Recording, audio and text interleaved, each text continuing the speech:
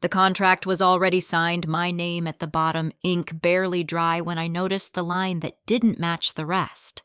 Just a formality, my mother said, her voice too calm. You're saving your brother. Saving him from what? Why did it say full liability instead of temporary support? And why hadn't anyone mentioned $86,000 until today? My father pressed his hand to his chest like the answer might stop his heart. The lawyer wouldn't meet my eyes. Then I saw it, a single sentence scratched out and rewritten by hand, and suddenly I knew this wasn't about helping family. If you're watching from somewhere far away, tell me your country and what time it is where you are right now. I'm Caroline. And this is the day I realized my own family had already decided what I was worth. I didn't drive home right away. I sat in my car outside Mr. Halpern's office, hands still on the steering wheel, watching people come and go like nothing had just shifted under my feet. The paper was folded in my bag, but I could feel its weight like it was pressing against my ribs. $86,000. It wasn't just the number, it was how easily they had said it. Like it was obvious, like it had always been mine to carry. And the truth is, in my family it usually was. I grew up in a house where responsibility had a very specific meaning. It didn't mean fairness. It didn't mean shared effort. It meant whoever could handle the damage had to clean it up. That was me. Ethan was 2 years younger than me, but you would have thought he was the fragile one. My mother called him creative. My father said he needed room to figure things out. What that really meant was that when Ethan made a mess, someone else had to absorb the cost. By the time I was 16, I had already learned how that system worked. I had a part-time job at a grocery store. I saved most of what I earned because I wanted to leave Houston, go to college somewhere that didn't feel like an extension of my parents' expectations. One afternoon, I came home and found my mom sitting at the kitchen table with a stack of unopened envelopes. She looked up at me with that expression I would come to recognize later. Soft, concerned, almost apologetic, but already decided. "Caroline," she said gently, "your brother got into a little situation. It was a credit card. Ethan had maxed it out, clothes, electronics, things he didn't need and definitely couldn't afford. My parents had known for weeks, maybe months. They hadn't told me until the late fees started stacking up. We're a family, my father said that night. We don't let each other drown. I remember sitting there staring at the statement, doing the math in my head. It wasn't a number that would ruin me, but it was everything I had saved for the past year. I'll pay it, I said. Not because I wanted to, because I already knew what would happen if I didn't. My mother would cry.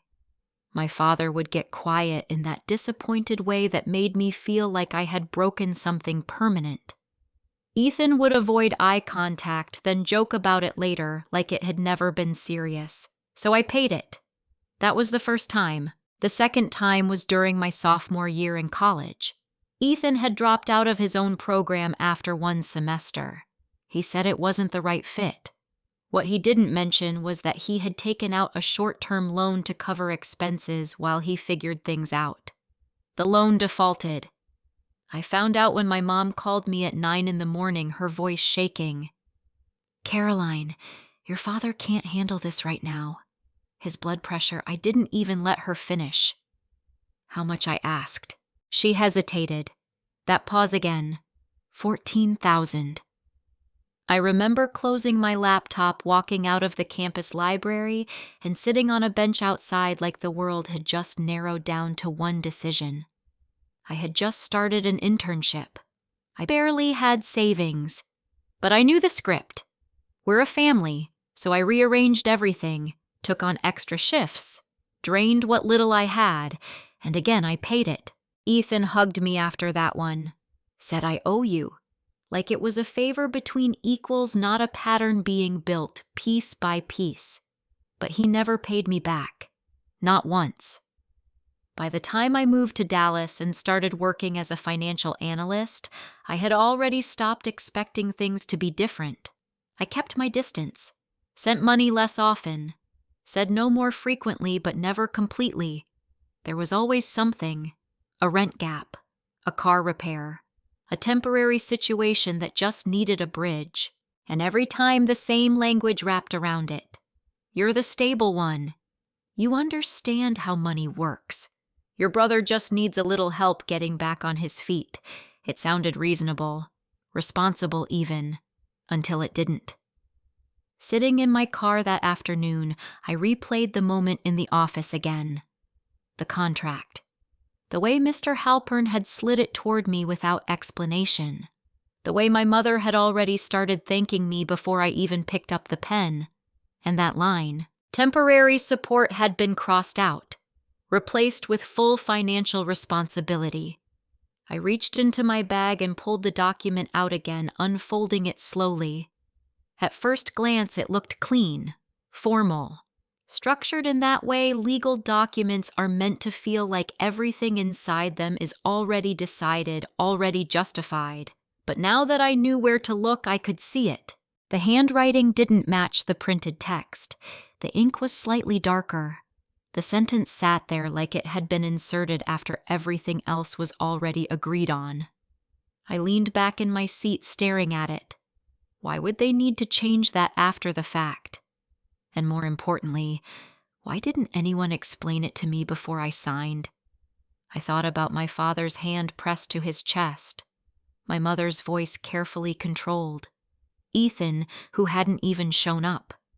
He wasn't in the room. That hit me harder than anything else. This was his debt, his failure, his responsibility, and he didn't even have to be there. I closed my eyes for a second, letting that settle. Then I opened them again and pulled out my phone. There was one person I trusted to look at this without emotion, without family history getting in the way. Maya. We met during my first year in Dallas. She worked as a paralegal and had this way of cutting through complicated situations like she was peeling back layers no one else noticed. I snapped a photo of the contract, then another focusing on the handwritten line. My thumb hovered over the screen for a second before I sent it. "Can you look at this?" I typed. "Something feels off." The message delivered instantly. I watched the screen waiting. A few seconds passed. Then a minute. My heart was still beating faster than it should have been. Finally, her reply came through. "Where did you get this?" I stared at the words. Not "it's fine." Not "looks standard." "Where did you get this?" I typed back, "family lawyer." Why the typing bubble appeared, disappeared, then appeared again. When her response finally came, it was just one sentence. "Caroline, this isn't what you think it is." I felt something drop in my stomach. And for the first time since I signed that contract, I realized I might not just be helping my brother. I might have just signed myself into something I don't fully understand. Maya didn't call right away. That was the first thing that unsettled me.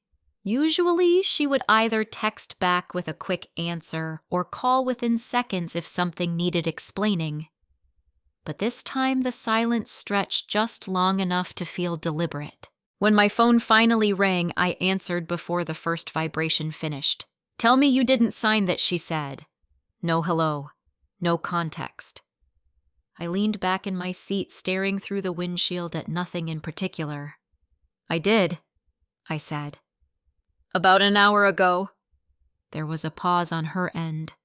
Not shock, something closer to calculation. "Okay," she said finally. "Walk me through exactly what happened. Every detail. Don't leave anything out." So I did. I told her about the office. My parents already seated when I walked in. The contract laid out like it had been waiting for me. My father's hand pressed against his chest. My mother's voice calm but urgent. The way Mr. Halpern had slid the document across the desk without explanation. And the line. I described the sentence that had been crossed out and rewritten by hand. There was another pause when I finished. "Caroline," Maya said slowly, "this isn't a loan agreement." I felt my grip tighten on the phone. What do you mean it's structured as a personal guarantee? She said. That means you're not just helping temporarily, you're legally stepping in as the responsible party if your brother defaults, which from what you're saying he already has. I closed my eyes. That's not what they told me. I know, she said gently, but that's what this says. I let that settle for a second. Okay, I said, forcing my voice steady, but that's still conditional, right? Like if he pays it back, it's not that simple, she cut in. A personal guarantee means the lender can come after you directly. Your savings, your assets, potentially your credit. You become the safest target. The safest target. That phrase landed harder than anything else, because it was true. Not just legally, personally. I need you to send me the full document, she said. Not just photos. Every page. I will, I said. But Maya, there's something else. Yeah, there's no signature from Ethan. Silence. Longer this time. You're sure? She asked. I checked twice. Okay. That's a problem. For who? I asked. For everyone involved, she said. But especially for you. I frowned. That doesn't make sense. Wouldn't that mean it's not valid? Not necessarily, she said. It depends on how it's structured, but it does raise questions about how this was executed. I shifted in my seat, pulling the contract out again and flipping through it. He's mentioned all over it, I said. His name, his debt, his business, everything. But no signature tying him directly to this version, Maya asked. No, she exhaled quietly. Okay, that, combined with the handwritten edit. Caroline, this is messy. Messy, how messy, like something was changed after the document was finalized, she said, and not in a way that protects you. I looked down at the page again, focusing on the darker ink. Can they do that? I asked. Not without your knowledge, she said, and definitely not in a way that materially changes your liability. My chest tightened. So what does that mean? It means either they didn't think you'd notice, or they were counting on you not asking questions. That sounded exactly right. I let out a slow breath, trying to keep my thoughts from racing too far ahead. Okay, I said. Let's say you're right. What do I do? First, don't panic, she said. Second, don't agree to anything else. No payments, no additional documents, nothing. I haven't paid anything yet. Good. Keep it that way. I nodded, even though she couldn't see me. Third, she continued, we need to verify the underlying debt. I already know it's Ethan's. I know, she said. But we need to confirm who the actual creditor is, what the original terms were, and whether they even recognize you as a guarantor. I blinked. You think they might not? I think there's a chance your family is trying to solve this internally before it escalates, she said. Which means the lender might not even know you've been pulled in. That shifted something in my mind, because if that was true, then this wasn't about legal obligation. It was about control. I'll call the bank, I said, and the lending company, she added. Get everything in writing if you can. Okay. And Caroline. Yeah, if what I think is happening is actually happening, she said, her voice quieter now. This isn't just about money. This is about how far they're willing to go to make you responsible for something that was never yours. I swallowed. I already know the answer to that. Another pause. Send me the document, she said. I'll go through it line by line tonight. I will. We hung up, but I didn't start the car. I just sat there, the contract open in my lap, seeing it differently now. Not as a favor, not even as pressure, but as a structure. Something designed. Every clause, every word intentional. And then there was the absence. Ethan. His name was everywhere, but his responsibility wasn't anchored to anything real. Not in a way that could be enforced, which meant someone had built this to shift that weight. On to me. I folded the document carefully, slid it back into my bag, and finally started the engine. The drive home felt shorter than usual, like my brain had compressed everything down to one clear objective: understand what I signed. Because whatever this was, it wasn't a simple family request. And if Maya was right, then somewhere in all of this there had to be proof. The next morning, I didn't go into work. I emailed my manager, said I had a personal matter that needed immediate attention, and shut my laptop before she could respond. For the first time in a long time, I wasn't trying to balance everything. I was focusing on one thing: the debt. If Maya was right, then the truth wasn't in that contract, it was in whatever existed before it. I started with the bank listed in the document. It wasn't one I used personally, but it was large enough that getting basic information shouldn't be difficult. I sat in my car outside one of their branches in downtown Dallas, reviewing what I planned to say. I wasn't going in as the sister. I was going in as someone whose name had just been tied, possibly without proper disclosure, to a six-figure liability. Inside, everything felt normal, quiet, efficient. People waiting in line, tapping on their phones, talking in low voices. It was strange how something that felt so heavy in my life barely registered in a place like this.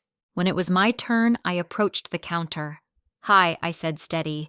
"I'm trying to verify details on a loan account that may involve my financial liability." The woman behind the desk looked up, polite but cautious. "Do you have an account number?" "I have a name," I said. "Ethan Stewart." She typed it in, her expression shifting slightly as something came up on her screen. "I'm sorry," she said after a moment. "I can't release information without proper authorization." "I understand," I said. "But I've signed a document indicating I may be a guarantor on this debt." That got her attention. "Do you have that document with you?" "I do." I slid a copy across the counter. She scanned it quickly, then frowned, not dramatically, just enough to notice. "Can you give me a moment?" she asked. "Of course." She stood and walked toward a glass office in the back. I watched her speak with someone, an older man, likely a manager. He took the document, read it more carefully, then looked up and scanned the room until his eyes landed on me. He walked out a minute later. "Ms. Stewart," he asked. "Yes. Would you mind stepping into my office?" I followed him in, closing the door behind me. He sat down across from me, placing the document flat on the desk. "Can you tell me where you got this?" he asked. "From a family attorney," I said. "Yesterday morning." He nodded slowly, then tapped the page with his finger. "This is not a document issued by us." I felt something in my chest shift sharp, immediate. "I didn't think it was," I said, "but it references a loan you're servicing." "That's correct," he said. "Mr. Ethan Stewart does have an outstanding balance with us." "How much?" I asked. He hesitated, then turned the monitor slightly so I could see. $86. $214.37. The number looked colder on a screen than it had sounded in my parents' voices. "It's a business loan," he continued, "issued about 18 months ago. There have been missed payments for the past 6 months. And there's no guarantor listed." I asked. He shook his head. "Only Mr. Stewart." I leaned back slightly. "So as far as you're concerned—" "I have no legal responsibility for this. Not based on our records," he said carefully. "If a guarantor were added, it would require formal documentation executed directly with us, which this isn't." "No," he said. "It's not." I looked down at the contract again, then back at him. "Has anyone contacted you claiming I've agreed to take on this debt?" He paused. "Not directly," he said, "but we did receive correspondence from a legal office indicating that a third-party guarantor might be stepping in." My stomach tightened. "From Mr. Halpern." He nodded. "That's the name on the letterhead." "Did you respond?" "We requested formal documentation," he said. "We haven't received it." Of course they hadn't. Because it didn't exist, not in any way that mattered to the actual lender. Is the loan close to default action? I asked. It already is, he said. If no payment arrangement is made soon, it will likely move to collections or legal proceedings. I absorbed that quietly. So, they're under pressure, I said. Yes. And they're trying to resolve it before it escalates. That would be my interpretation, he said. I nodded slowly. Thank you, I said. This helps.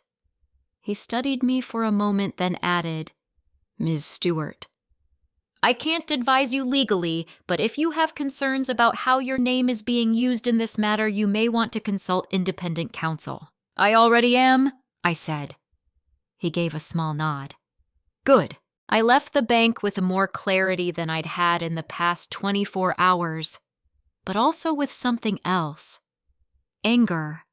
Not loud, not explosive. Quiet. Focused. Because now I knew something my parents didn't expect me to know.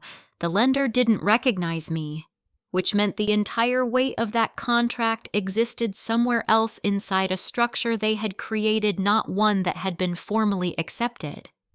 I sat in my car again, but this time I didn't hesitate. I pulled out my phone and scrolled to the number listed under the lending company's name on the contract. If the bank was one piece of the puzzle, this was the other. A woman answered after 2 rings. Accounts department. This is Lauren. Hi, I said. I'm calling regarding an account under Ethan Stewart. I've been told I may be listed as a guarantor. Can I get your name, Caroline Stewart? I heard typing on the other end. Okay. I see the account, she said, but I don't see your name listed as a guarantor. Have you received any documentation indicating that I am? There was a pause. Yes, she said slowly. We received a notice from a legal office stating that a third party, presumably you, had agreed to assume responsibility. Did that include a signed agreement? No, she said. We requested one. We haven't received it yet. I let that settle. So, as of now, I'm not legally tied to this debt through your company. That's correct, she said. Not at this time. Thank you. I hung up, staring at the phone in my hand. 2 confirmations, 2 separate sources, same answer. I wasn't responsible, not legally, which meant everything that had happened in that office yesterday, the urgency, the pressure, the emotional manipulation. It wasn't about fulfilling an obligation. It was about creating one. I reached into my bag and pulled the contract out again, laying it flat across the passenger seat. For the first time, I wasn't reading it as someone trying to understand. I was reading it as someone trying to see what had been done to me, and right there between the typed clauses and the handwritten edit, I saw it. A structure that only worked if I didn't question it. If I signed, stayed quiet, and followed through. I let out a slow breath. Then I picked up my phone and opened my messages. Maya had already replied to the full document I'd sent her earlier. I tapped on the conversation. Her message was waiting. I went through everything it read. Caroline, we need to talk about the lawyer. I stared at the screen, because if the bank didn't recognize me, and the lender didn't recognize me, then the only place this guarantee existed was inside that office, and inside that contract. And suddenly, I understood exactly where I needed to go next. I didn't tell my parents I was coming back. If I had, they would have prepared, adjusted their tone, rehearsed something that sounded like concern instead of control. I didn't want that version of the truth. I wanted the one they weren't expecting me to see. Mr. Halpern's office looked exactly the same as it had the day before. Same quiet hallway. Same neutral art on the walls. Same door with his name printed in small, precise letters. I didn't knock. His assistant glanced up when I walked in, surprised but polite. Ms. Stewart, do you have an appointment? No, I said. But I won't take long. Something in my voice must have told her this wasn't optional because she hesitated, then gestured toward the hallway. He's in. I walked straight to the door and pushed it open. Mr. Gregory Halpern looked up from his desk pen still in his hand. For a split second his expression didn't change. Then he saw my face. "Ms. Stewart," he said, setting the pen down carefully. "I wasn't expecting, I know," I said, stepping inside and closing the door behind me. "That's kind of the point." I didn't sit. I placed the contract on his desk, flattening it with my palm. "I went to the bank this morning," I said, "and I called the lender." He didn't react immediately, just leaned back slightly in his chair, folding his hands, and he asked. "They don't recognize me," I said. "Not as a guarantor, not as anything." A pause. Then a slow inhale. "That doesn't necessarily mean, it means," I cut in, my voice steady, "that whatever this is, it exists here, not there." I tapped the contract once. His eyes followed the motion. "You sent them a notice," I continued, "saying I might assume responsibility. That's standard communication without a signed agreement on file," I said. "Which you knew." He shifted slightly in his seat. "Ms. Stewart, these situations can be fluid." "No," I said quietly. "They're not." The room went still. For a moment we just looked at each other, not adversarial, just clear. Then I reached into my bag and pulled out my phone. "I also spoke to someone who reviewed this contract," I said, line by line.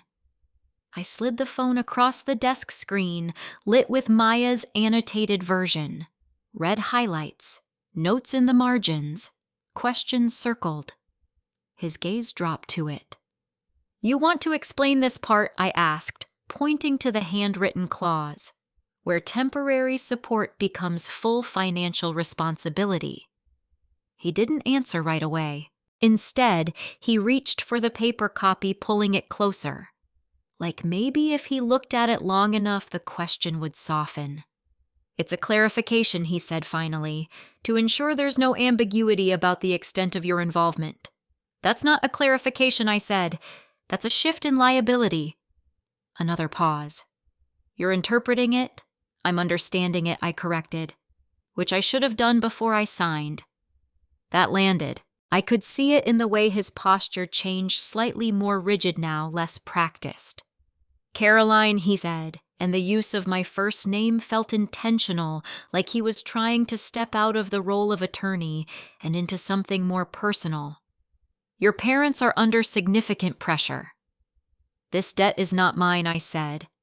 "I understand that," he replied quickly. "But in families, sometimes responsibility is shared legally," I asked. Silence. That was the first real break. Not in his composure, but in the narrative. Because there wasn't a legal answer that supported what he was trying to say. I let that moment sit before continuing. "I saw the original version," I said. His eyes flickered just slightly. "The one without the handwritten edit." He didn't deny it. "Why are there two versions?" I asked. He exhaled slowly, leaning back again. "There were discussions," he said, "about how best to structure the agreement. After it was printed, yes. After it was presented to me." Another pause. "Yes." I nodded once. "And you didn't think that was something I should be explicitly told?" "We believed no," I said. "You decided." The distinction mattered. I could feel it settling into the room, shifting the balance just a little. "I want the original," I said. He looked at me. "You already have a copy." "I have a photo," I said. "I want the document, the one that hasn't been altered." "That may not be possible," he said carefully. "Why not?" "Because the finalized version is the one you signed." I held his gaze. "That's not what I asked." Another silence. Longer this time. Then finally he reached for a drawer on the side of his desk, opened it, pulled out a folder. He hesitated for a second before placing it down between us. "This," he said, "is the draft prior to revision." I opened it. Same structure. Same language. But the key difference was exactly where I expected it to be. The clause. Printed. Clean. Unmodified. Temporary support. I felt something inside me settle into place. Not relief. Clarity. I closed the folder and looked back at him. "You changed this after it was drafted," I said, "and you didn't walk me through the implications before I signed." He didn't respond, because there wasn't a version of that statement he could reshape into something harmless. "I'm going to ask you one more question," I said, "and I need a direct answer." He nodded slightly. "Was this structure designed to protect my parents, or to transfer Ethan's liability onto me in a way that wouldn't be immediately challenged? That landed differently, not just as a question but as a framing." He looked at me for a long moment, then quietly he said, "It was intended to stabilize the situation." "That's not what I asked." Another pause. Then, "Yes," he said. The word was small, but it shifted everything, because now it wasn't suspicion, it was confirmation. I sat back slightly, letting the weight of it settle, not just for me, but for him too. "You understand what this looks like," I said. He nodded. "And you understand what it means if I choose to pursue it." Another nod. "I'd prefer we resolve this without escalation," he said carefully. "I'm sure you would." I gathered the documents, slowly sliding them back into my bag. Then I stood. "For now," I said, "I'm not making any payments. I'm not signing anything else. And I'm not accepting any responsibility that hasn't been properly established." "That's your right," he said. "Yes," I replied. "It is." I walked to the door, then paused with my hand on the handle. One more thing, I added without turning around. "Next time someone signs something in this office, you might want to make sure they actually understand what they're agreeing to." I didn't wait for a response. I opened the door and stepped out into the hallway, closing it quietly behind me. My phone buzzed in my hand before I even reached the exit. "Maya," I answered as I pushed through the front door into the sunlight. "Tell me you got what you needed," she said. "I did," I said. "And more." "Good," she replied. "Because I found something else."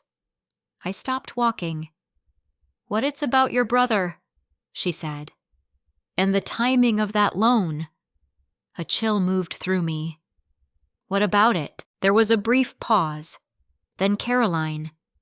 "I don't think this is the first time they've tried to move this debt onto someone else." I felt my grip tighten around the phone. Because if that was true, then this wasn't just about me. And whatever I had just uncovered, it was only part of the story. I didn't go home after leaving Halpern's office. I drove straight to Angela Brooks's firm. Maya had insisted the night before that if anything about this escalated, I needed someone who wasn't connected to my family in any way. Someone who could look at the situation without history, without loyalty, without hesitation. Angela's office sat on the 12th floor of a glass building downtown. Clean lines, no clutter. The kind of place that made it clear everything inside it was deliberate. I liked that. Her assistant led me in without much small talk. Angela was already seated when I walked in, a thin folder open in front of her. She stood to shake my hand, firm, direct. "Caroline Stewart," she said. Maya gave me a quick overview. "Have a seat." I sat, placing my bag on the table, but keeping my hand on it for a second longer than necessary. "I brought everything I said." "Good," she replied. "Let's start with the contract you signed." I pulled it out first, then the photos of the original draft, then the notes Maya had sent. Angela didn't rush. She read slowly, flipping pages, occasionally marking something with a pen. She didn't narrate what she was seeing, didn't react outwardly, just processed. The silence stretched long enough that I could feel my thoughts trying to fill it. Finally, she closed the folder. Okay, she said. Let's walk through this. I nodded. First, she began tapping the signed contract. This is presented as a personal guarantee. That means in plain terms, you're stepping in as the person responsible if the borrower, your brother, doesn't pay. I understand that part now, I said. Good. Second this clause. She turned the page, pointing directly at the handwritten line. This is where the scope of your responsibility expands significantly.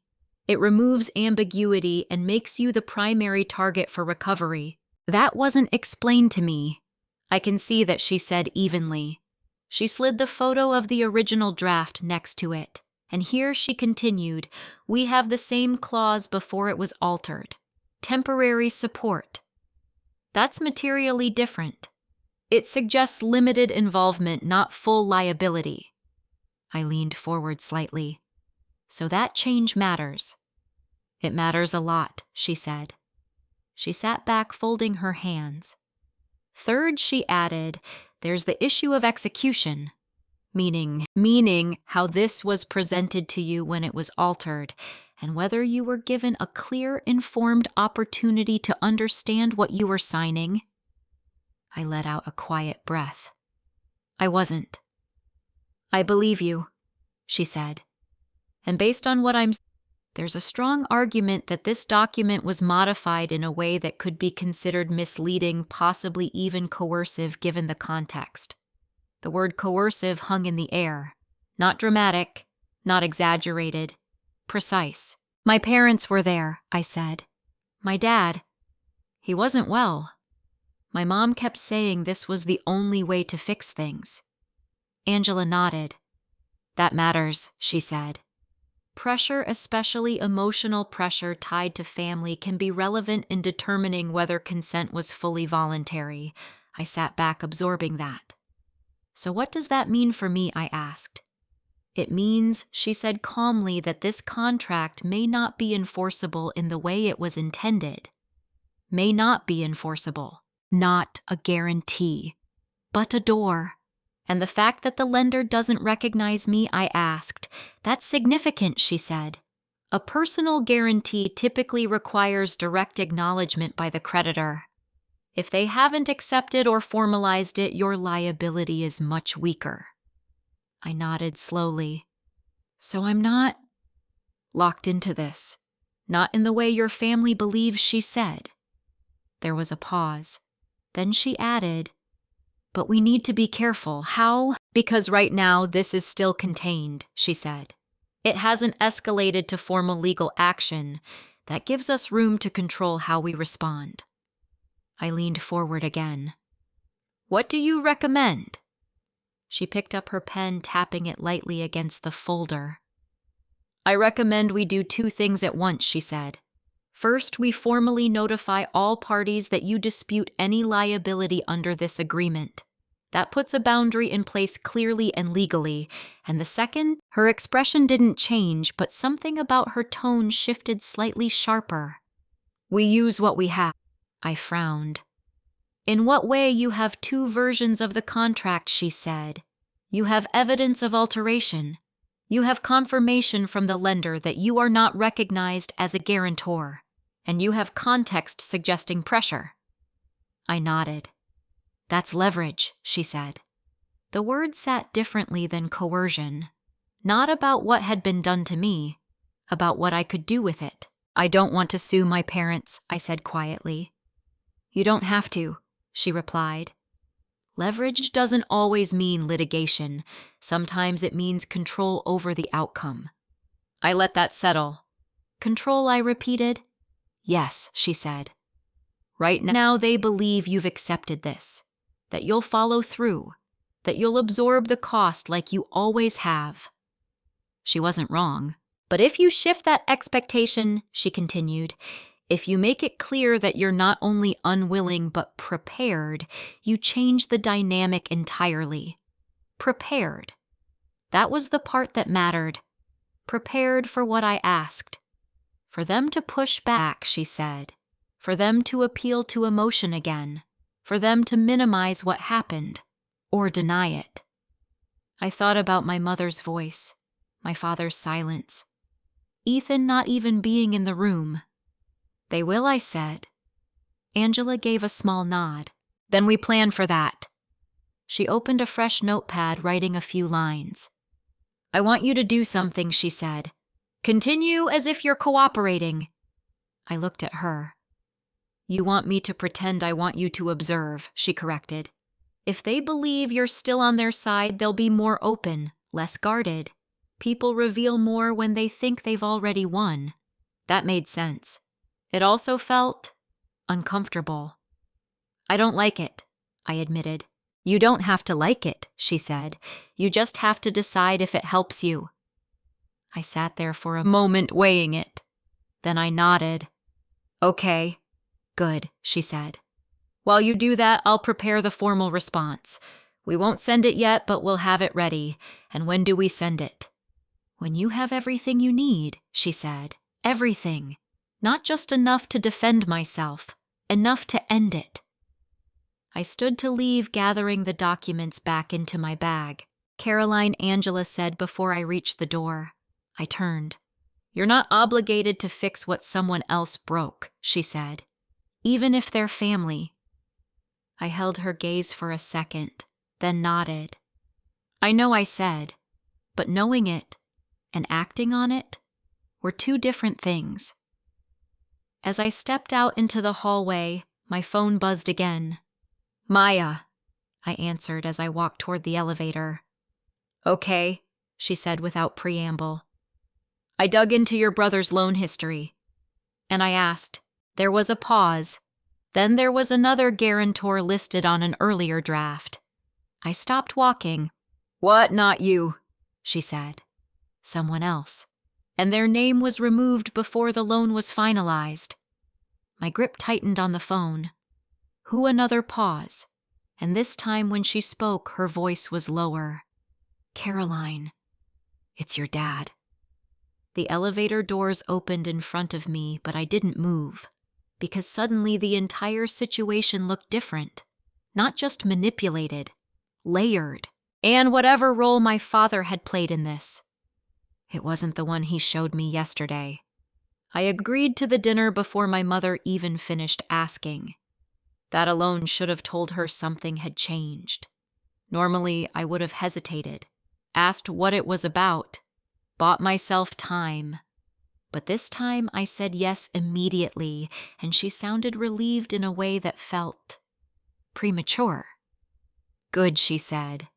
We'll all be here. It'll be nice to sit down like a family. Like a family. I almost smiled at that. The drive to Houston that evening felt longer than usual, not because of the distance, but because I wasn't trying to prepare myself emotionally. I was preparing to listen. Angela's words stayed with me. People reveal more when they think they've already won, so I gave them exactly that. When I walked into the house, my mother greeted me with a hug that lingered a second too long.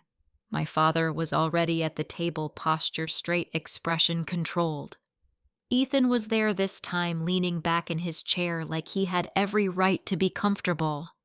That was new. You made good time, my father said. I left early, I replied. I kept my tone neutral. No tension, no accusation, just calm. Dinner started like nothing had happened. Small talk, updates about work.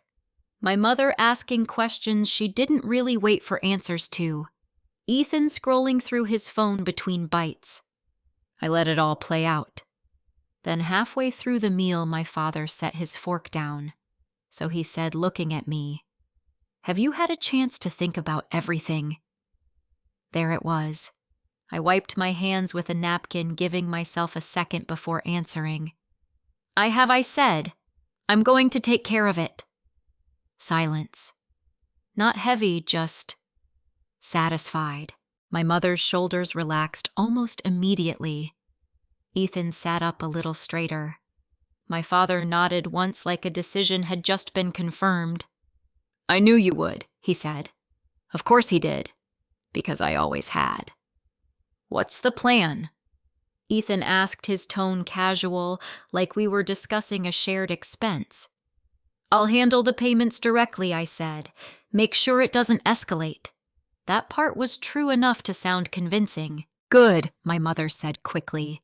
That's exactly what we were hoping. I nodded, then took a sip of water, letting the moment stretch just enough. So what happens on your end? I asked, turning to Ethan. He blinked. What do you mean? The loan, I said. Your business. Are you restructuring, selling anything, negotiating terms? He shrugged. I mean, not really. Once you stepped in, it kind of stabilized things. Stabilized. I kept my expression neutral. So you're not making payments? I will, he said quickly. Eventually. Once things pick back up. When I asked. Another shrug. Soon. That word again. Soon. Temporary. Just this once. I set my glass down carefully. And the business, I continued. Is it still operating?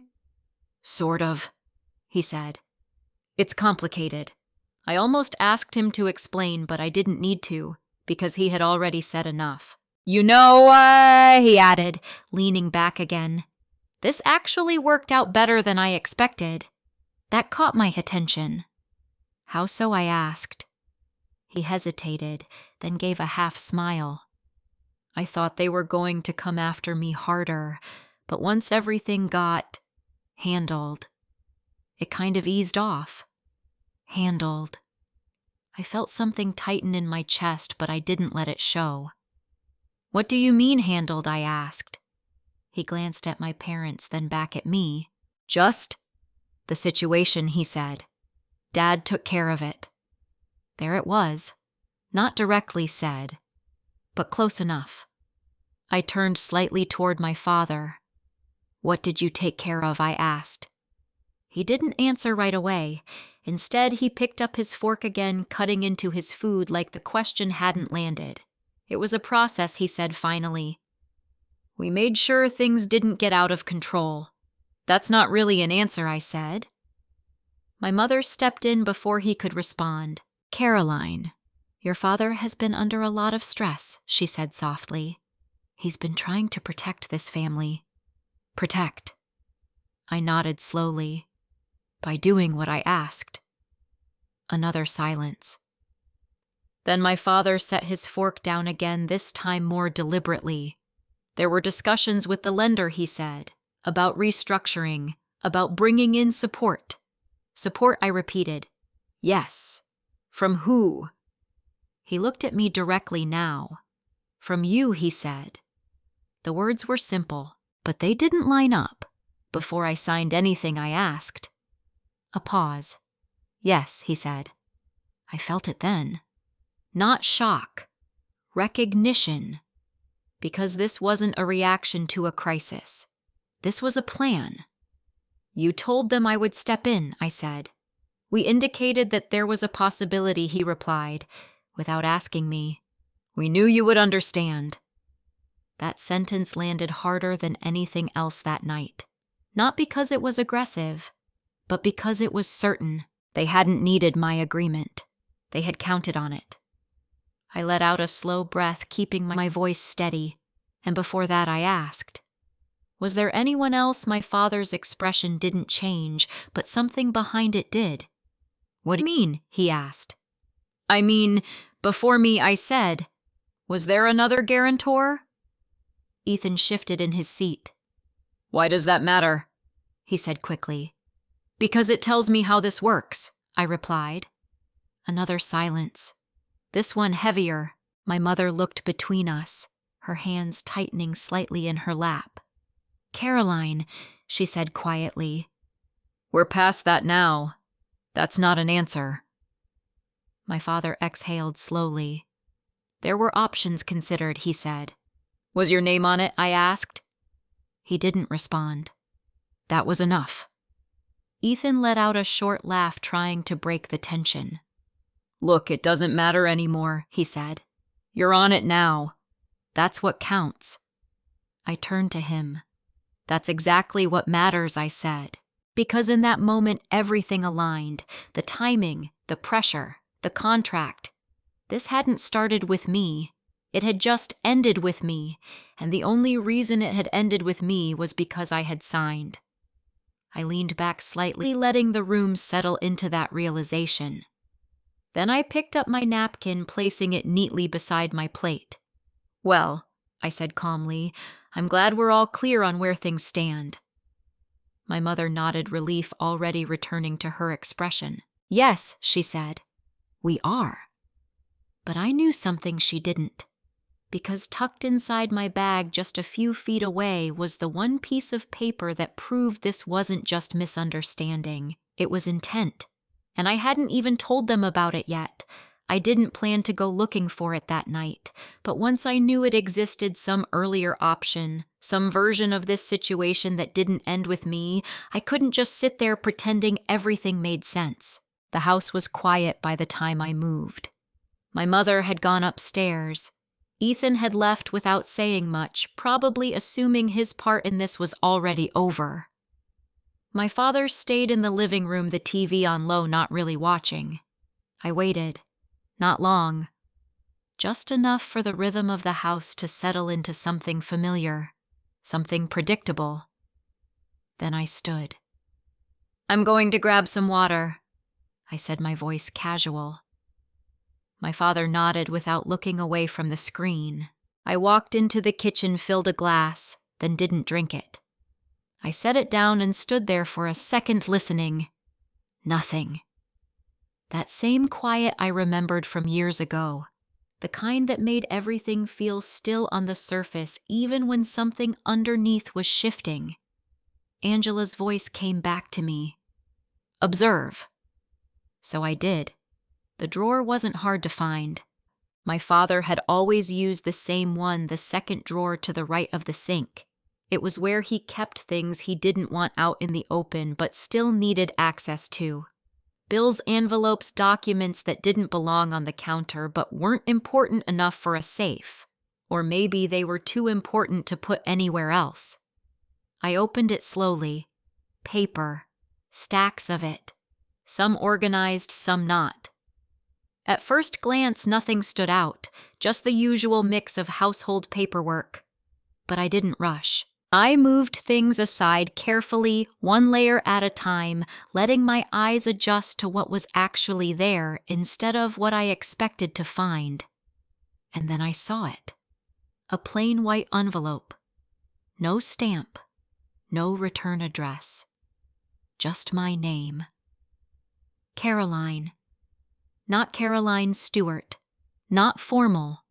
Just my name written in my father's handwriting. That alone made my chest tighten. I slid it out slowly, holding it for a second before opening it. Because some part of me already knew whatever was inside this envelope. It wasn't meant for me to see like this. I opened it anyway.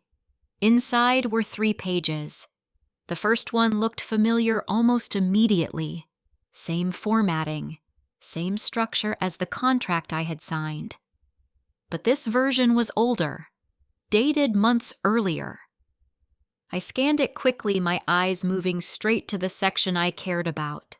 The clause, temporary support, not crossed out, not rewritten, clean, unambiguous. I flipped to the second page. Signatures. Ethan's name there, the lender's representative there, and then my father, David Stewart, listed as guarantor. My grip tightened slightly on the paper. So it was true. He had been there first. I stared at the signature for a second longer than I meant to, trying to connect it with the version of him sitting in the other room watching TV like nothing had changed. Then I turned to the third page. It wasn't a contract. It was a notice. Short. Direct. It stated that the guarantor, David Stewart, was withdrawing from the agreement prior to final execution due to personal financial constraints. There was a date. Just weeks before the version I had signed was created. I read it twice. Then a third time, because the timeline mattered. He had been the guarantor. He had stepped out, and somehow that responsibility had moved. Not legally, not formally, but practically, onto me. I lowered the papers slowly, my mind piecing it together. The pressure, the urgency, the way everything had been framed as immediate, unavoidable. It hadn't been. There had been time. There had been options. There had been another path that didn't involve me at all, and they had chosen not to take it. A sound from the living room pulled me back. A shift. The volume on the TV lowering slightly.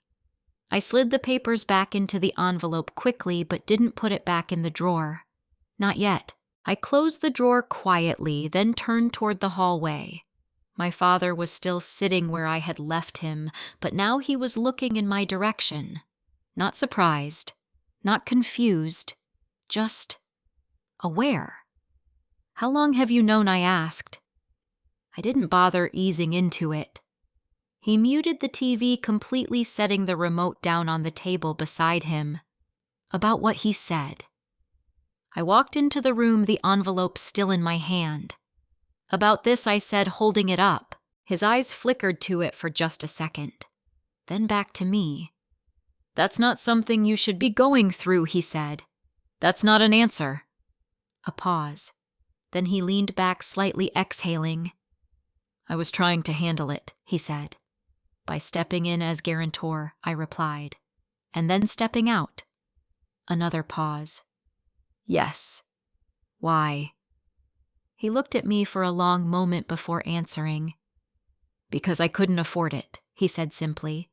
The honesty of it caught me off guard, not because it excused anything, but because it removed the layer of justification. "So you passed it to me," I said. "I didn't pass anything," he replied. "I made sure there was a solution that involves me taking full responsibility for a debt that isn't mine. It's your brother's," he said. "And this family—" "Stop," I said. Not loud, just enough. "Don't turn this into something it's not." The room went still. "Because this isn't about family," I continued. "This is about you making a decision you didn't want to deal with, and finding a way to move that responsibility onto me." His jaw tightened slightly. "That's not fair." "No," I said. "It's accurate." Another silence. This one heavier than the others, because there was nothing left to reinterpret. No misunderstanding, no missing context, just a sequence of decisions and where they led. "You could have told me," I said, "before I signed anything, before you talked to the lawyer, before you told the lender I would step in." He didn't respond. "You didn't," I added. "I knew what you would say," he said quietly. That stopped me. "What I knew you'd say no," he said, "and we didn't have time for that." I let out a breath that felt like it had been sitting in my chest for years. "So you took the choice away." I made the call that kept things from falling apart. For who? He didn't answer. Because he didn't need to. I looked down at the envelope in my hand, then back at him. "You understand what this means, right?" I said. He held my gaze. "It means," I continued, "that everything about that contract, the pressure, the urgency, the way it was presented, none of that was about helping." I paused. It was about making sure I didn't have time to think. Another silence. Then he said, "We needed you to step in." Needed. Not asked. Not hoped. Needed. I nodded slowly. "Yeah," I said. "I see that now." I turned slightly, taking a step back toward the hallway. "Caroline," he said. I stopped but didn't turn around. "We can still fix this," he added. "If you just follow through." "No," I said. And this time there was no hesitation. "No, we can't." Because for the first time I wasn't trying to find a way to make it work. I was seeing it clearly for what it was, and that changed everything. The meeting was set for Thursday morning. Same office, same table, same people. But nothing about it felt the same. This time I wasn't walking in to sign anything. I was walking in with a plan. Angela sat beside me, her folder neatly organized tabs marking each section. Across from us, my parents were already seated. My mother looked tense, her hands folded too tightly in her lap. My father sat straighter than usual, like posture alone could hold control in place. Ethan arrived last. No apology. No urgency. Just a quick glance around the room before dropping into his chair, Mr. Halpern stood near the head of the table, clearing his throat as we settled. "Thank you all for coming," he began. "I believe we're here to finalize," Angela said calmly, without raising her voice. "We're here to clarify." The room shifted slightly. Not dramatically. Just enough. Halpern nodded once, adjusting. "Of course," he said. "Clarify." Angela didn't rush. She opened her folder, sliding a copy of the signed contract onto the table, then placing the photo of the original draft beside it.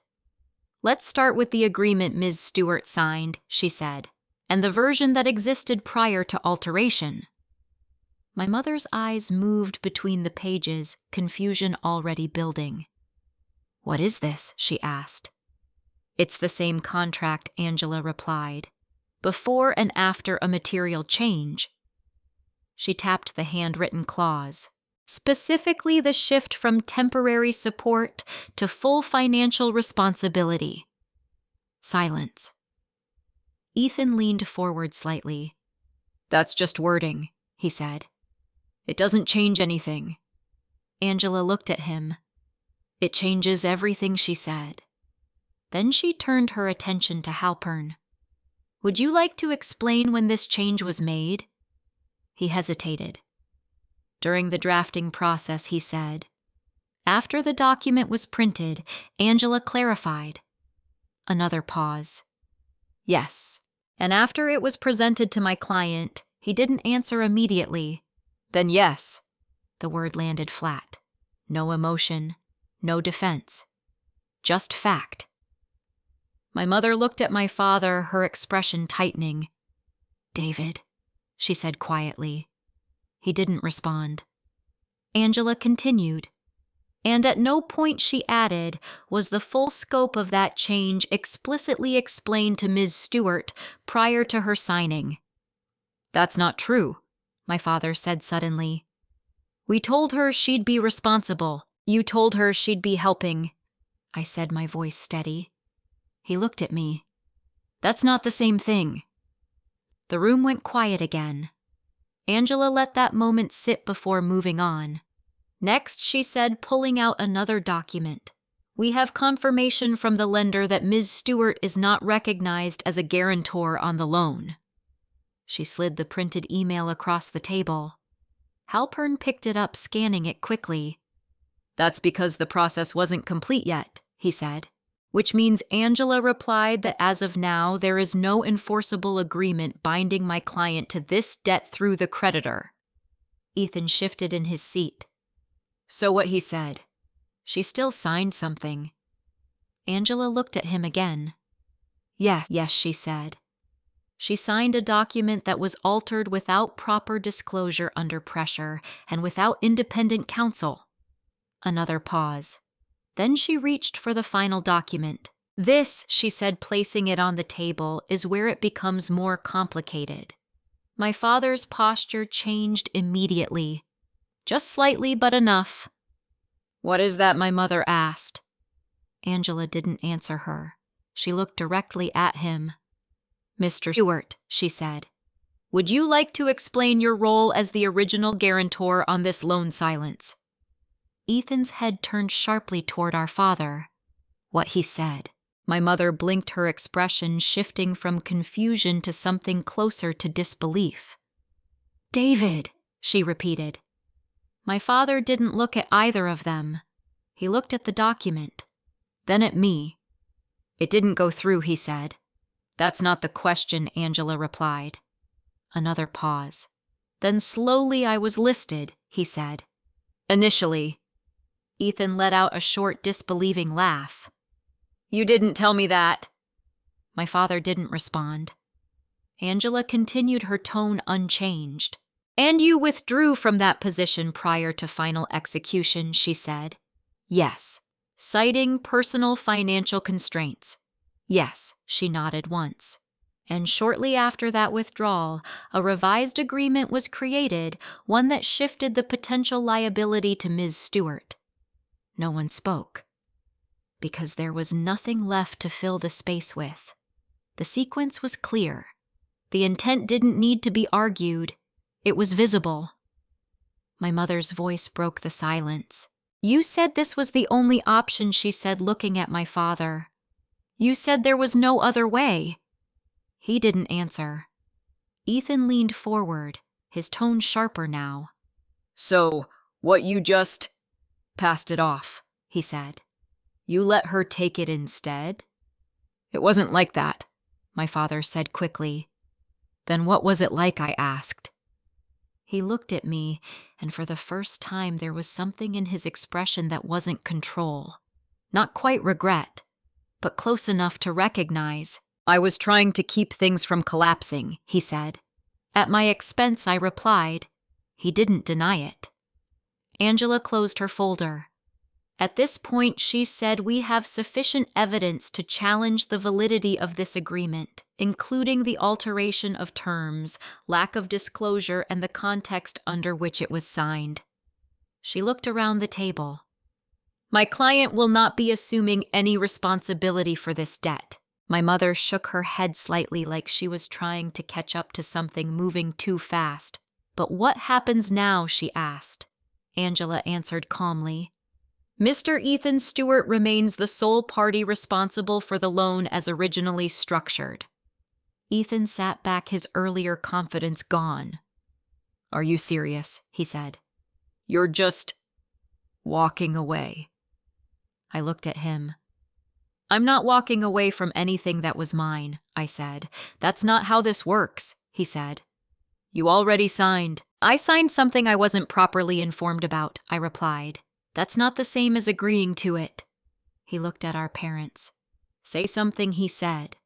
But neither of them did, because for the first time there wasn't a version of this where I stepped in quietly and made it easier. Angela stood. If there's nothing further, she said, we'll consider this matter closed from our end. Halpern didn't argue. He didn't try to reframe it, because he couldn't. Not without putting himself in a position he clearly didn't want to be in. I gathered my things slowly, not rushing the moment, because this wasn't about winning. It was about ending something that had been repeating for years. As I stood, my father spoke. Caroline. I paused. You're really going to let this fall back on him? He asked. I turned to face him. It never left him, I said. Then I walked out. No hesitation. No second look. Just forward. And for the first time, I wasn't carrying anything that didn't belong to me. It was quieter than I expected. Not the moment I walked out of that office that had been sharp, defined, almost clean, but the weeks after.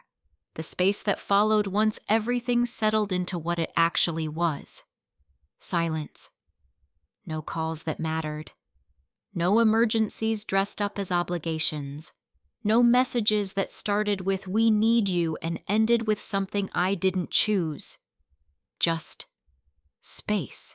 I moved out of my apartment in Dallas about a month later. Not because I had to, because I wanted to.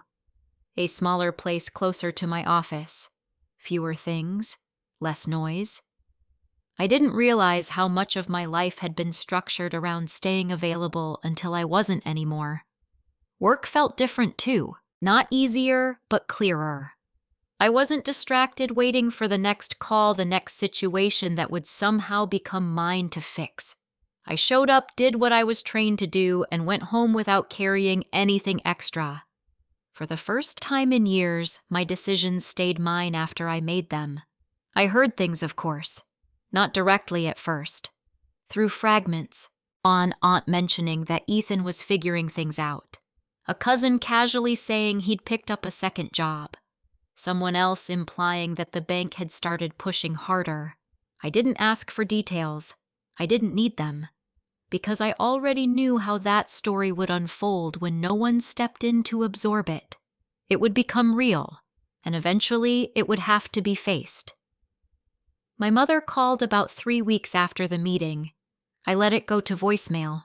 Then I listened to it later sitting on my couch with my phone in my hand, not rushing to respond. "Caroline," she said, her voice softer than usual. "We should talk.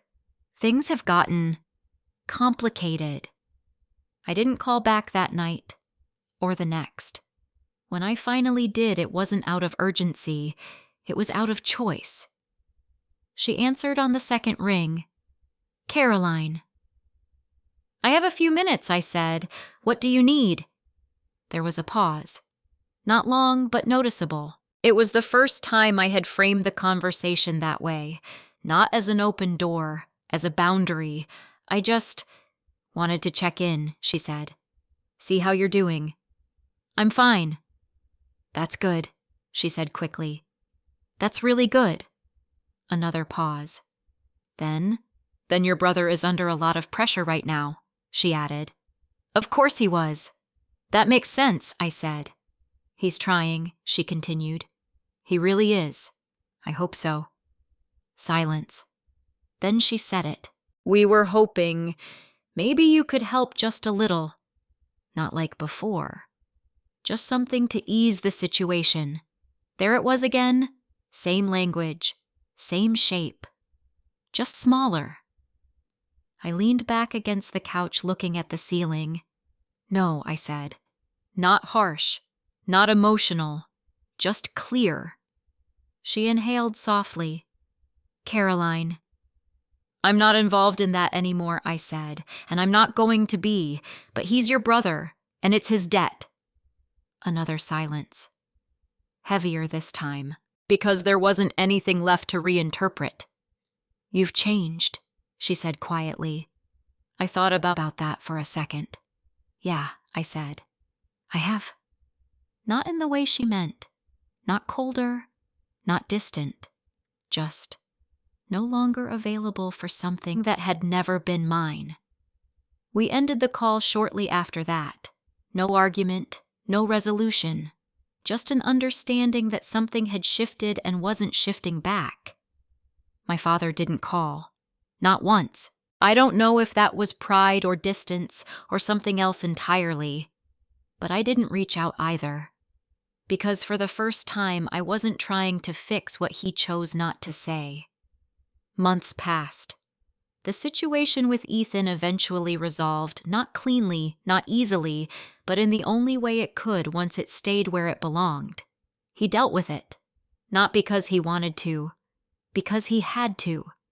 And I realized something I hadn't fully understood before. Responsibility feels different when you can't move it onto someone else. It becomes real. It becomes yours. And it changes how you carry it. I still think about that day in the office sometimes. The contract. The pressure. The moment I signed something I didn't fully understand because I thought I had to. But I think about something else too. The moment I realized I didn't. That nothing in that room, no expectation, no history, no carefully framed urgency actually created an obligation I hadn't agreed to freely. And once I saw that clearly, everything else followed. I didn't win anything. I didn't take something back. I just stopped accepting what was never mine. And that changed more than any outcome ever could. Some people grow up believing that love and responsibility are the same thing. That if you care enough, you step in no matter the cost, no matter how often it happens. But there's a difference between helping and being assigned a role you never chose. Between supporting someone and becoming the solution they rely on without question. If you've ever been in a position where your family expects you to carry more than your share, where saying no feels like breaking something you're not alone, Setting boundaries doesn't mean you don't care. It means you understand what's yours and what isn't. And sometimes the most honest thing you can do for yourself and for them is let people face the consequences of their own decisions. That's not revenge, that's clarity. If this story resonates with you, I'd really like to hear your perspective. Where are you watching from and what time is it there right now? And if you want more stories like this, stories about difficult choices, complicated families, and finding your way back to yourself, you can subscribe. This is a fictional story created for entertainment, education, and reflection.